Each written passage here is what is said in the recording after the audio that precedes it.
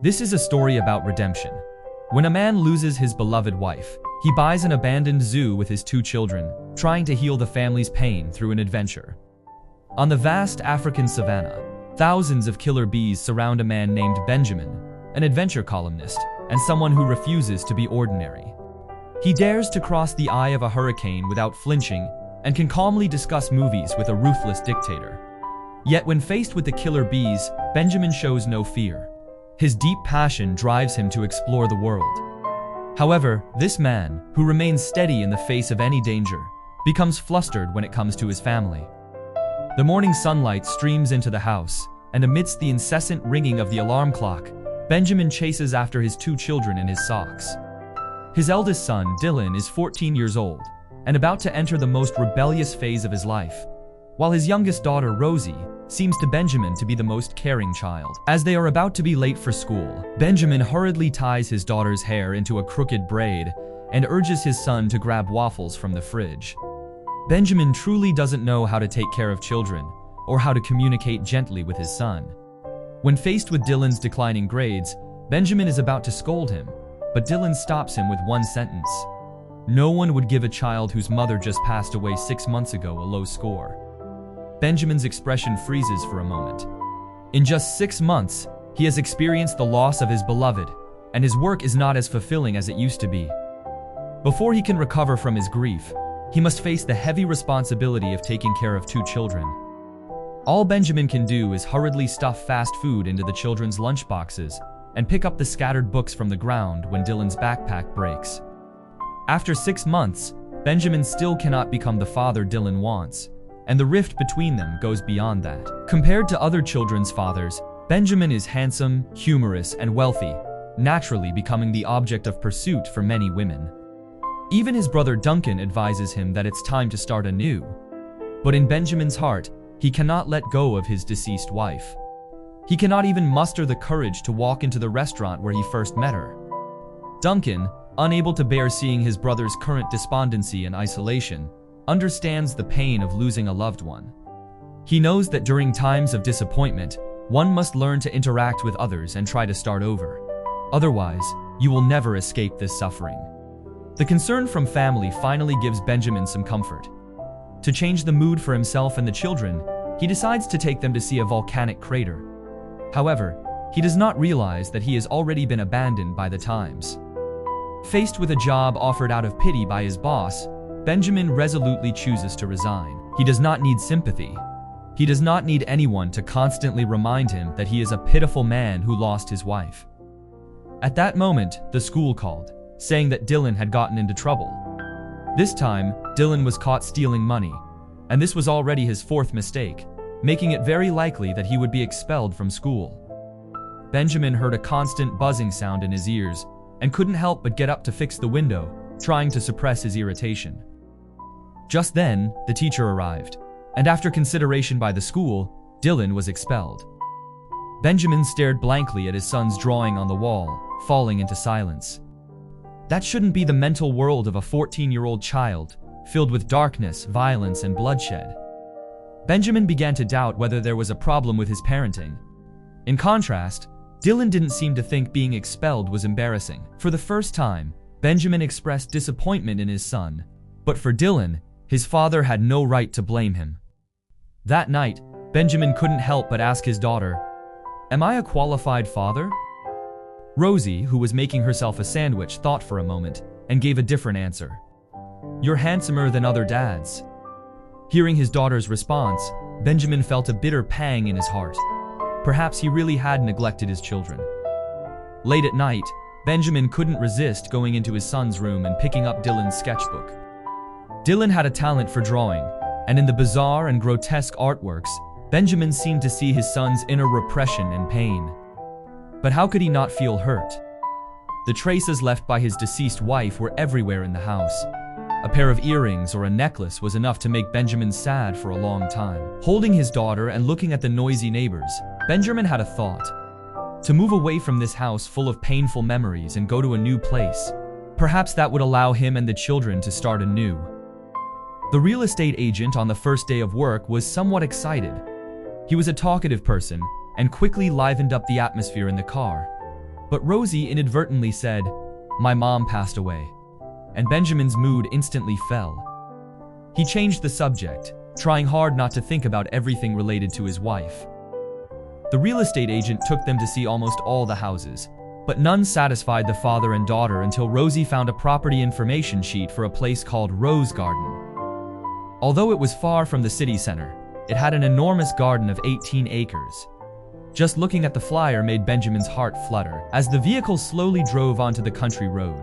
Fine sunlight filtered through the leaves, and among the layers of green leaves, Benjamin seemed to see their new home.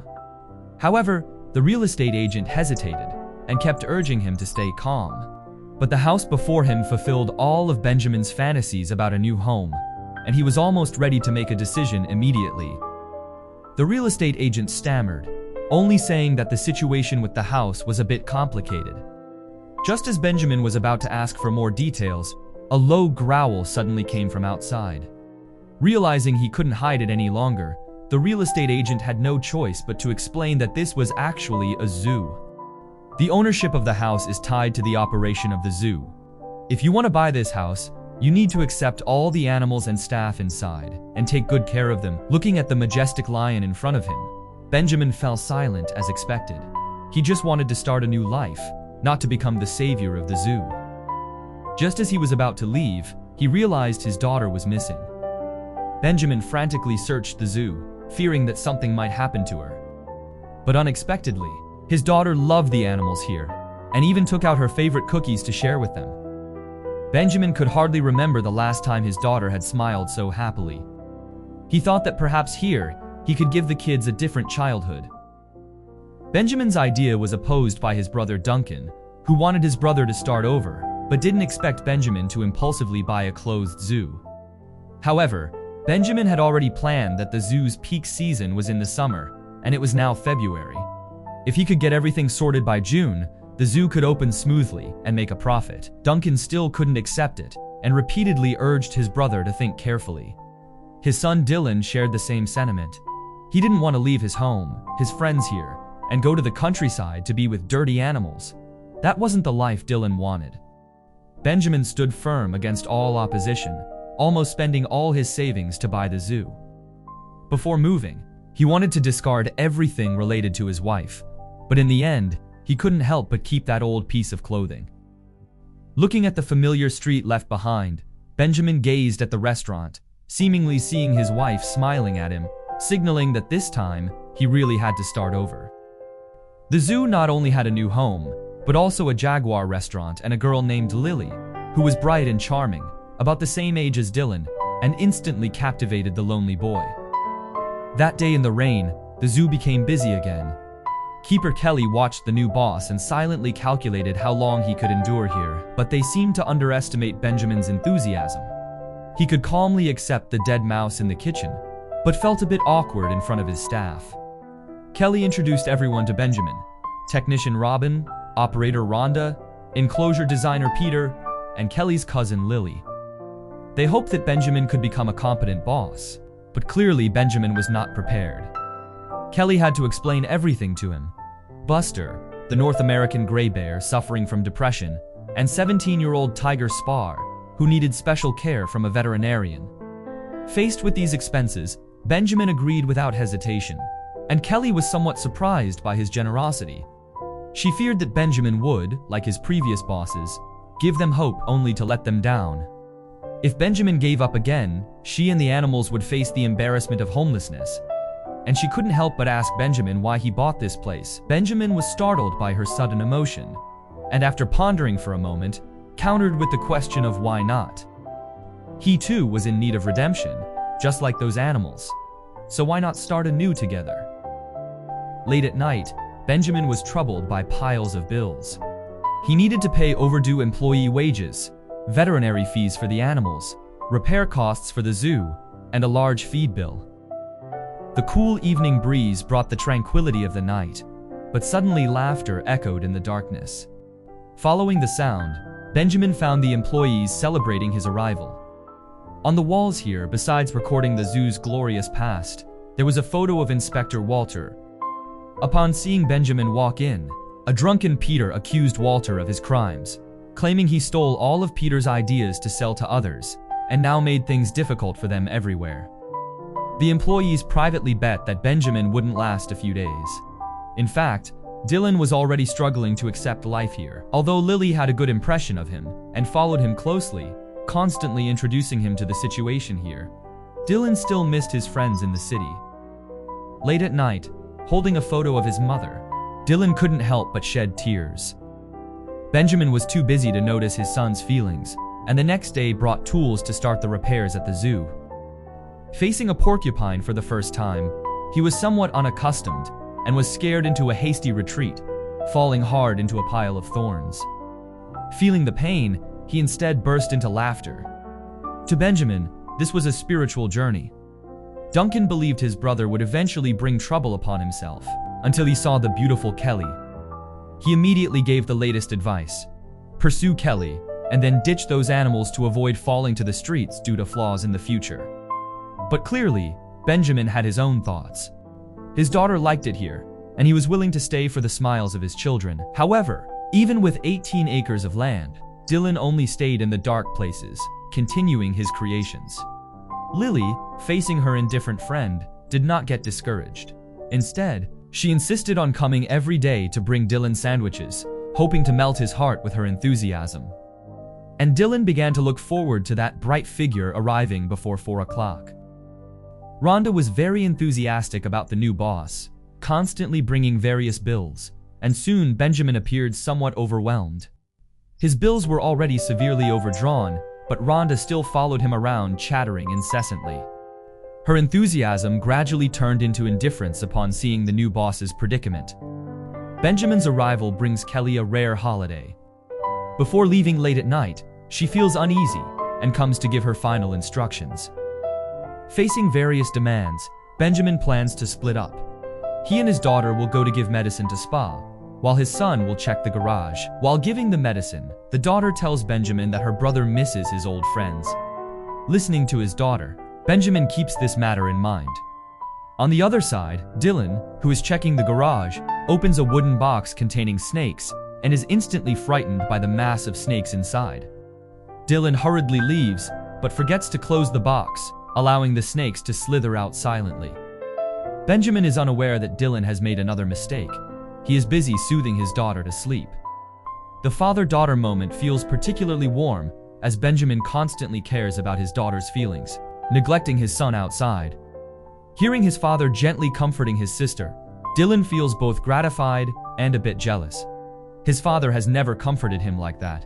Since their mother left, Benjamin has mostly given him blame and misunderstanding. The next day, Dylan can't help but complain that his father and Benjamin are too busy sending the kids to school and do not take the children's words to heart. Dylan hurriedly opens the door, only to see snakes all over the yard. Benjamin quickly calls Kelly for help, and feeling guilty, Dylan also helps catch the snakes. He is already feeling enough self-reproach, and after hearing his father's scolding, Dylan's emotions explode, questioning why everything he does is wrong. In a fit of anger, Dylan kicks a snake and rushes away during an argument with his father. At this moment, Dylan finally understands that no matter what he does, he cannot expect even a shred of understanding from his father. Benjamin is also quite troubled by his rebellious child. He has always felt sorry for his son losing his mother, wanting to give him more time to accept it. However, Dylan's behavior is becoming increasingly erratic and indeed needs proper discipline. Before Benjamin can come up with a solution, trouble arises. Inspector Walter suddenly visits, triggering in the zoo's alarm. Kelly quickly asks someone to keep an eye on Peter to avoid any bloodshed. However, Walter's unruly attitude still causes resentment among everyone. Due to his status, they have to force Smiles and take him to inspect every facility in the zoo.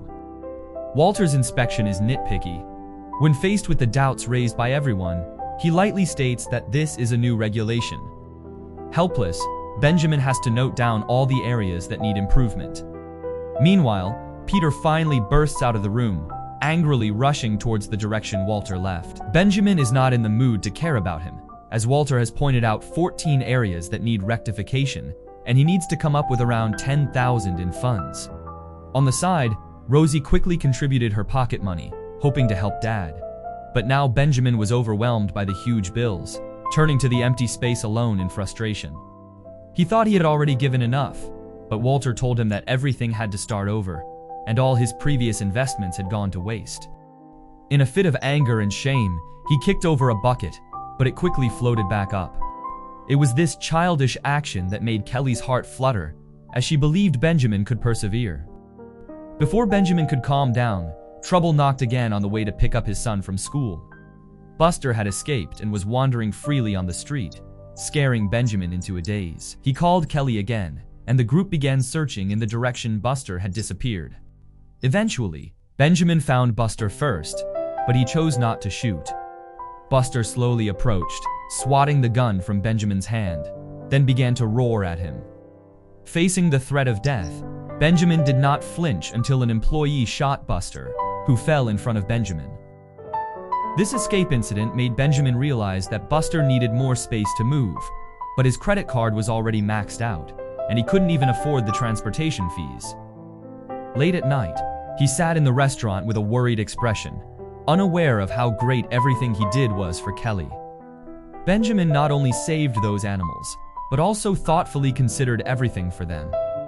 Benjamin stared into Kelly's beautiful eyes, feeling a bit moved, but he couldn't forget his late wife, and could only play dumb in response to Kelly's advances. At night, he put on the old clothes left by Catherine, looking at her photo to reminisce about the past. Suddenly in his pocket, Benjamin discovered a savings bond, clearly a gift left for him by his wife. Rhonda noticed Benjamin's current predicament, and wanting to leave this place, began to stir the emotions of others. In fact, everyone could see that Benjamin was having financial problems, but they didn't know what to do, and could only reluctantly accept the current situation.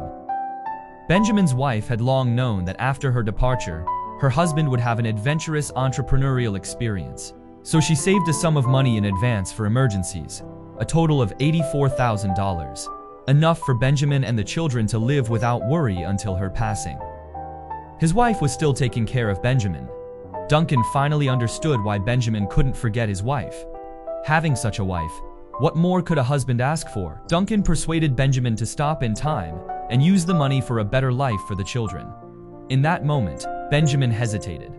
He knew everything his brother said was for his own good, but he unconsciously thought of Kelly and everything at the zoo. If he left, how would they survive? Under Rhonda's instigation, everyone tacitly accepted that Benjamin's family was about to leave. Lily brought sandwiches to find Dylan, and she tried hard to express that as long as Dylan was willing, they could still be friends.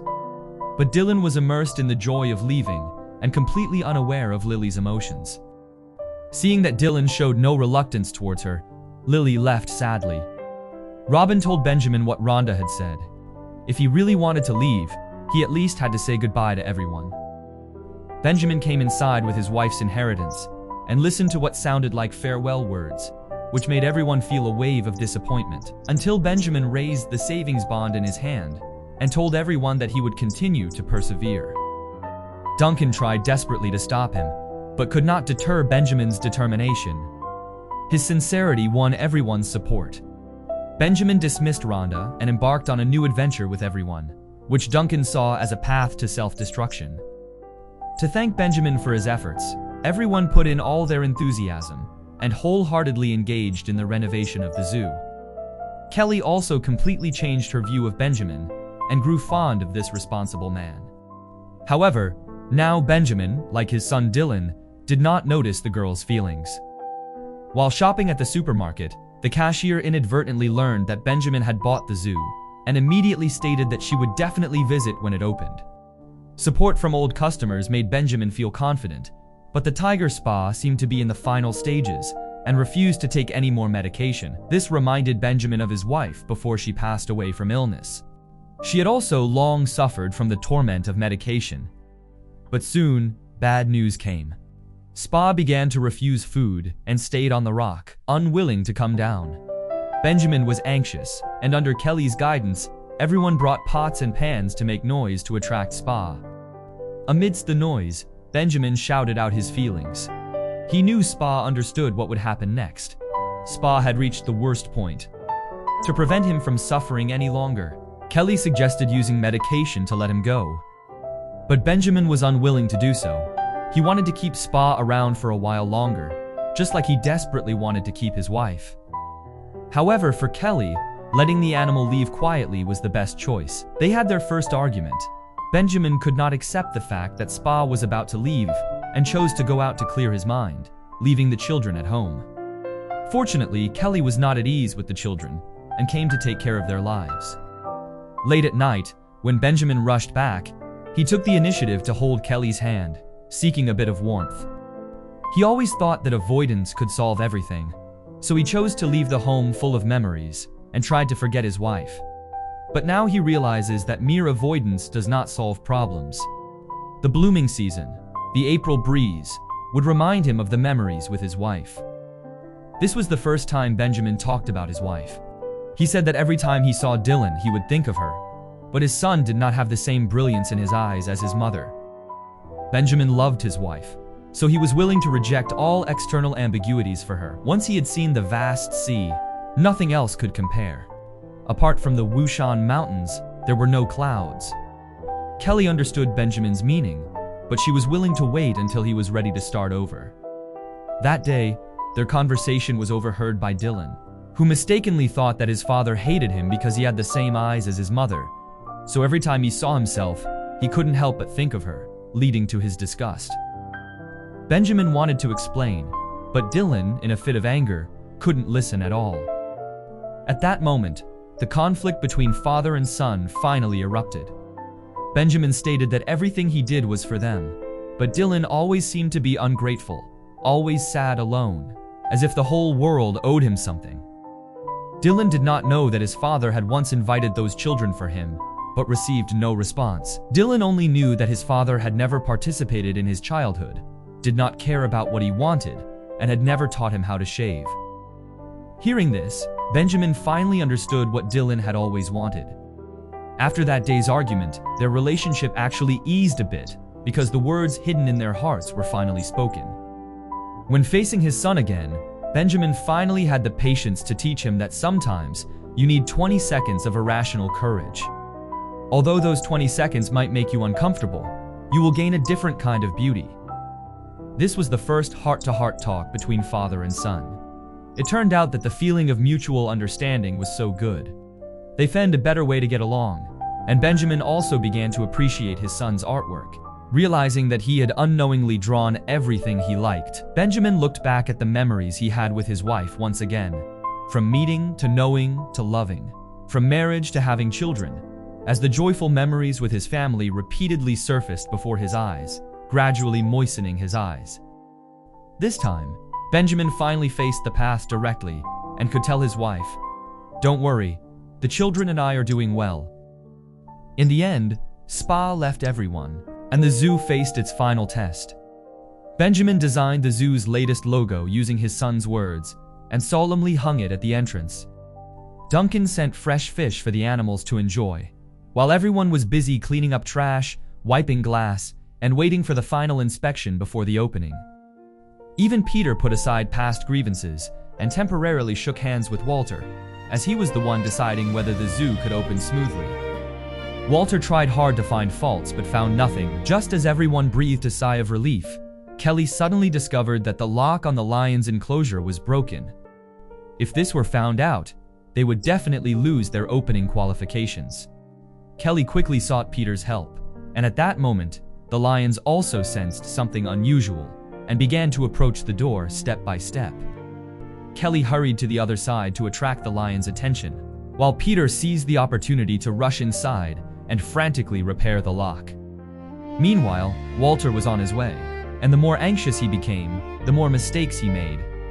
Peter accidentally injured his hand, drawing the lions' attention, and they moved closer to him, just a few steps away, while Kelly could already see Walter's figure. At the last moment, Peter fixed the lock, and Walter again found nothing wrong. In an impeccable situation, Walter handed the qualification certificate to Benjamin, and everyone cheered to welcome the rebirth of the zoo. Before the opening, Benjamin fell into a panic. Even though they had prepared well, no one knew if the zoo could be revived until the last day. A sudden storm cast a shadow over the zoo, and Dylan finally mustered 20 seconds of courage to find Lily and say the words he had kept in his heart. Seeing the excited young man, Lily finally forgave him, and the two reconciled. However, the rain did not stop, and the rare storm lasted nearly a week. With the opening approaching, the animals faced a food shortage crisis, and Benjamin could no longer come up with more money to cope with the upcoming 6-month off-season. On July 7th, when Benjamin was awakened by the alarm clock, he found the sky outside was clear. Rosie changed into her work uniform, ready for the opening ceremony. Everyone was full of confidence, waiting for 10 o'clock when the tourists would swarm in. But until 10:02, the empty road still had only them. Realizing something was wrong, they rushed out, only to find that the storm had knocked down a large tree, blocking a crowd of tourists outside the gate. Seeing the bustling crowd, Benjamin regained his confidence and led everyone through the natural barrier to their zoo. This was the liveliest day here in 5 months, with everyone doing their part. Even Rosie joined in to explain to everyone, and voices of gratitude echoed around. It was Benjamin's perseverance and courage that saved this bankrupt zoo, and now he had also saved himself and his family. This time he was ready to embrace the beginning of a new life. When everything fell into place, Benjamin took the children to the restaurant where he first met his wife, where he told the story of him and his wife. In a leisurely afternoon, in just 20 seconds, Benjamin won happiness and family.